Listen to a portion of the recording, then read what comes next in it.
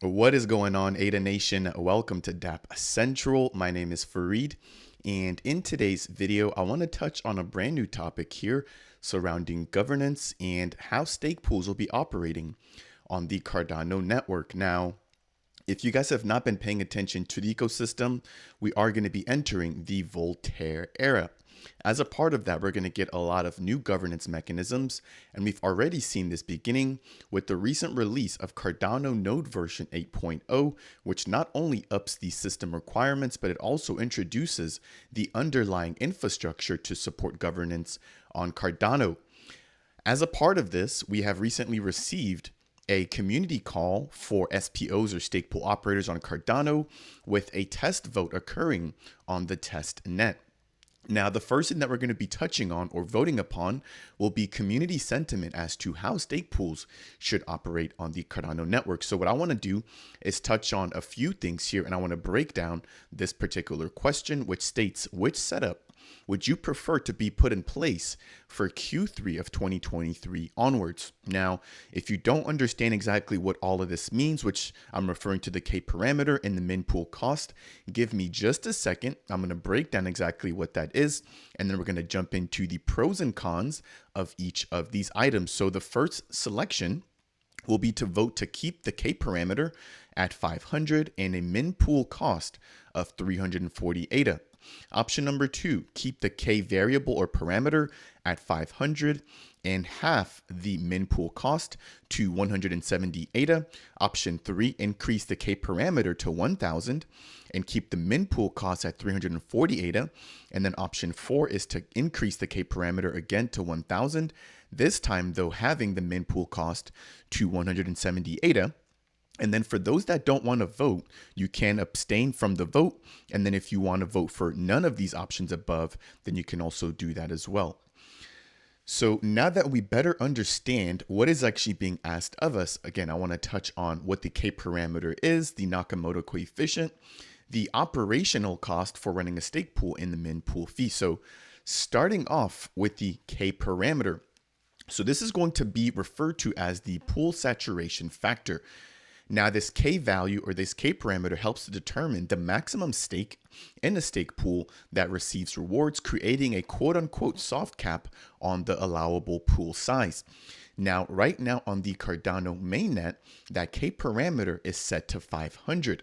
So we can have 500 fully saturated pools with 35 billion ADA tokens right now in circulation, which comes out to about 70 million ADA being delegated to a single stake pool before it is quote unquote saturated. If a stake pool is saturated, therefore, or after a stake pool is saturated, I should say, the rewards will actually begin to decline. So there is now a disincentivization of staking to a stake pool after it has been fully saturated, again, because there will be diminishing rewards. So the benefit to having a soft cap or a delegation saturation limit is the fact that this helps out in decentralization, because people, instead of delegating to a fully saturated pool, if they want to get their maximum rewards, they'll have to delegate to another stake pool that is not yet saturated. And as more stake pools become saturated, then there's going to be more incentive to delegate to new pools, therefore driving further adoption. So let me share my screen with you guys here, and I'm going to jump over into Pool Tool. And I just want to run a little bit of numbers, or I want to run a little bit of math here. So I'm going to get myself out of the way. And looking at the top left-hand corner, we can see that right now there's about 34 billion in terms of ADA circulating within the ecosystem or within the network. And about 23 billion is currently staked. That equals about 66% of the total circulating supply, which is being staked on the network. Now, I mentioned that the K parameter is currently sitting at 500. So if we take, let's just round it up just to be even here. We're going to take 35 billion and we're going to divide that by 500. And that's going to give us our soft cap right now in terms of saturation limit, which is around 70 million ADA. Now we have over 2,800 active pools or stake pools that have at least one ADA currently delegated to them. So that's how we come up with the K parameter and exactly what it means for stake pool saturation and the furthering of decentralization on the Cardano network.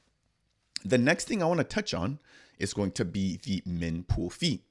So the min pool fee is going to be a fixed cost of right now on the mainnet 340 ADA that is going to be directed to the stake pool operator from delegator rewards for every epoch that at least one single block is minted. So as an example, I am actually a stake pool operator operating the official Dapp Central stake pool, which is stake pool ticker DAPP. If you guys want to support me here on this channel, consider delegating with that stake pool. But in a nutshell, any epoch, which is going to be a rolling 5-day period where the Dapp stake pool mints at least a single block, 340 ADA will be going to the stake pool operator, which in this case is going to be myself, and then the remaining ADA will be going to the delegators.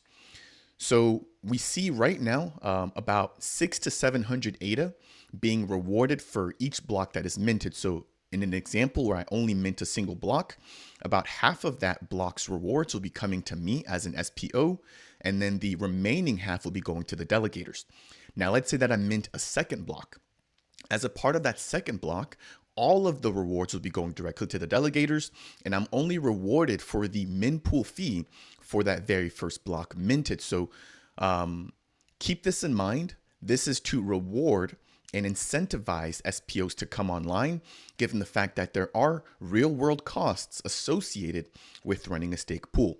Again, using my own stake pool as an example, I run it using AWS or Amazon Web Services, and I'm operating 2 relay nodes and 1 block producer. Now, we just saw the upgrade to Cardano node version 8.0, which actually had us upgrade the RAM to 32 gigs of RAM for all of our machines, as well as the storage capacity to 250 gigs. So as the blockchain grows, we have to have more hardware that is able to adapt to the growing ecosystem and that can function in a responsive manner. So I'm saying all of this to say that my existing setup takes about $300 per month in order to actually run a valid stake pool. So an operator has to pay for that, right? Now, if they're running their own bare server or their bare metal server, they may have some reduced cost there. But I believe that, the majority of operators use some kind of cloud hosting platform, whether it's AWS or, all these other providers. I think Google also has some kind of service that they also provide, very similar to AWS.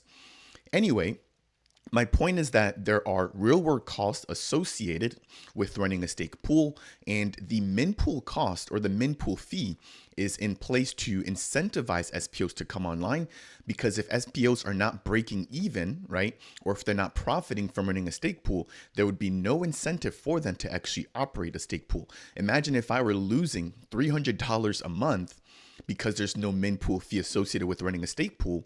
It wouldn't actually make sense, that there would be no incentivization for me as a single person to actually run a stake pool.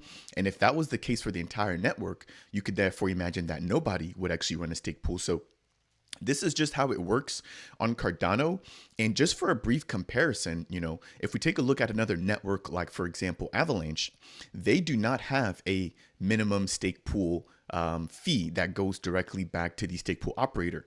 The only way that you're able to earn staking rewards on Avalanche is by either putting up your own skin in your game or into your own stake pool, or by leveraging a certain amount respective to how much you've delegated in terms of outsiders participation. So for example, on Cardano, you have a pledge. So I can pledge, for example, 10,000 ADA for my stake pool, but I can receive in terms of delegation much more than the amount that I put up as my pledge. On other networks, the amount that you're able to get delegated to you is tied directly to how much pledge you have. Now, this is going to be something that I want to touch on a little bit more at the end of this video. Again, I'm just laying all of the groundwork here for you guys. If you guys are finding this video to be helpful so far, please make sure to tap that like button. If it's your first time stopping by the channel and you want more content like this, diving deep into Cardano, consider subscribing. And if you have any questions for me surrounding anything that we're going to be touching on today, then make sure to leave a comment down below. So we've now covered the K parameter, as well as the min pool fee or the min pool cost, and some of the operational costs surrounding a stake pool. The very last thing I want to touch on is going to be referred to as the Nakamoto Coefficient, which measures the decentralization of a particular network, and it also represents the minimum number of nodes required to disrupt a blockchain's network. A higher Nakamoto Coefficient relates to the fact that a blockchain is more decentralized. What I want to do is quickly show you guys using the insights that we have for the Cardano network, what the current Nakamoto coefficient is for Cardano. So between epochs number 371 there at the very bottom all the way to 393, we have a Nakamoto coefficient ranging from anywhere between 24 and 28. But if I bring this back to the initial question, right, we're going to be touching on a few different factors here, which include the K parameter as well as the min pool cost, to talk about how this could affect the decentralization and the adoption of brand new SPOs within the Cardano community. So now that we've laid down all of the groundwork surrounding the min pool cost, the K parameter, the costs associated with operating a stake pool, as well as discussing the Nakamoto coefficient and how that ties into decentralization, I want to break down all of these different options, focusing on the first four. So jumping into the first one, we're going to talk about what it actually would mean if we kept the K parameter at 500 and the min pool cost at 340 ADA. Now, before I continue any further, I want to mention that for this very first option here, that this particular number is actually what is live on the mainnet. So K is currently set at 500, which means that we can expect a total amount of 500 fully saturated pools if everybody was to delegate or stake their ADA, which is currently circulating, which right now is about 35 billion Cardano. Second, every stake pool operator will receive a minimum of 340 ADA for every single first block that is minted in a given epoch, which if you're not familiar with an epoch, that's going to be a rolling 5 days. Now, if I jump into, I'm going to be using the blade pool here for my example. I've already plugged in the K parameter at 500. And as you guys can see, the blade pool is sitting at about 69 million ADA delegated to the pool, which gives them a saturation of 97%. So this pool is almost fully saturated. And once they become fully saturated, there's going to be a diminishing return for any delegations that come after the pool saturation level. Now, every 5 days, the operator of the stake pool will also be receiving the min pool cost, which again is going to be 340 ADA for the very first block that is minted in that particular epoch. It's not for every single block. Now, there's also going to be the introduction of margin, which is going to be a variable fee associated with running a stake pool. So this is going to be a little bit different than the min pool fee, which is going to be a fixed cost, whereas the margin is going to be a variable cost. So every single SPO can dictate their own margin. As you guys can see here, the blade pool has 0 margin, so they're not going to be receiving any additional ADA for any of the blocks minted aside from that 340 ADA given out as a part of their min pool fee. Now, let's say that they had a margin percent of 5%. Every single block after that very first block where they receive their min pool fee, they would be able to take 5% of those rewards, and that would actually go directly back over into the stake pool operator. Now, you might be wondering, what is the point of having a min pool fee and a margin, right? So I think a lot of people use the min pool fee again to just fund their operation. However, if you're using margin, right, we've seen that leverage, for example, for ISPOs. And so I'm going to use Meld here as an example. Meld, I believe, ran an ISPO where they had the margin set to 99%. Correct me if I'm wrong, but again, I'm just speaking generally here. I know that the OrcFax team is currently running an ISPO where their margin is currently set at 99%. So what this means is that any block that is minted, right, not only are they keeping the 340 min pool cost, they're also going to be keeping all or 99% of the rewards coming from the other blocks that are minted aside from that very first block. So what they're going to be doing is actually taking those ADA rewards, but in return, they're going to be giving away either the MEL token or in the OrcFax example, as a part of their ISPO, they're going to be giving away the FACT token. So this is a way for them to fundraise initially or essentially within the Cardano ecosystem. So For projects, it makes sense as to why sometimes they might have a higher margin being set for their stake pool. But for regular SPOs like myself, I've got a 2.5% margin fee. So I'm getting to keep the 340 ADA, which goes back to running the stake pool itself. And then I'm keeping 2.5% of the total rewards being given over by all the blocks minted within the stake pool. And then the remaining percentage goes to all the delegators within the stake pool. So I hope that that makes sense so far. So if I jump back over into our question here, keeping K at 500 and the min pool cost at 340 ADA has a few pros and a few cons. The first pro, again, is that nothing changes because this is how it's currently run on the mainnet.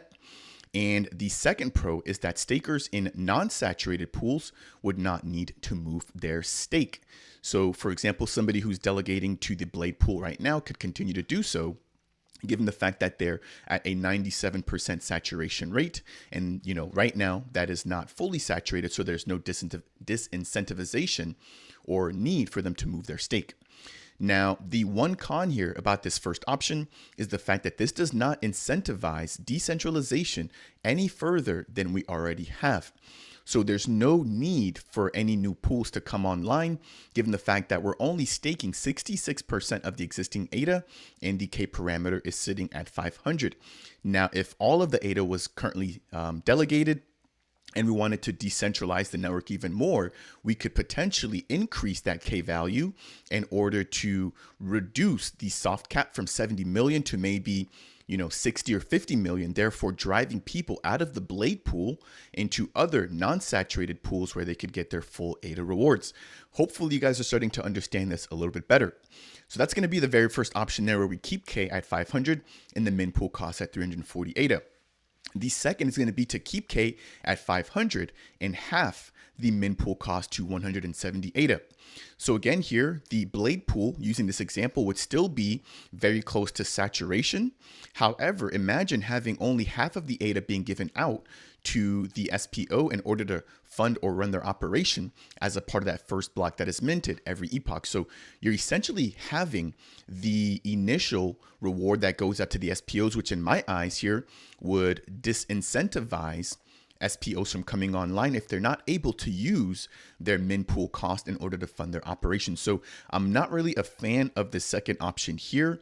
In regards to the first option, I'm neutral because, again, that's exactly how stake pools are operating right now.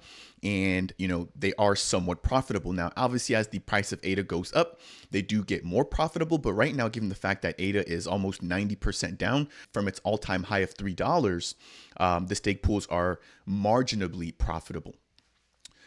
So moving down into the third one here, we're going to talk about increasing K to 1,000 and keeping the min pool cost at 340 ADA. So here, let's take a look at the second tab. I've got a parameter for K at 1,000. And unlike my previous example where K was set to 500, if we were to use K at 1,000, the Blade pool would actually be fully saturated. Now let's run some numbers here. So let me get myself out of the way. And I want to pull up the calculator in order to see exactly what the soft cap would be if we were to use a K parameter of 1,000. So let me share my screen again.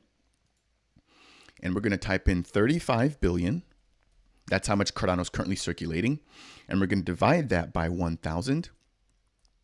Which will give us a soft cap of 35 million ADA. So anybody who has a stake pool with more than 35 million ADA currently in that stake pool would be fully saturated. Therefore, they would have to move their delegators out of that into brand new pools. Now, this has a few benefits and I think one minor drawback. So let's touch on exactly what those would be. Again, if we're using the Blade pool here, you can see that with K being set at 1,000, that the saturation would be at about 194 and their margin would still be at 0. Now, let me jump back here and touch on the pros and cons.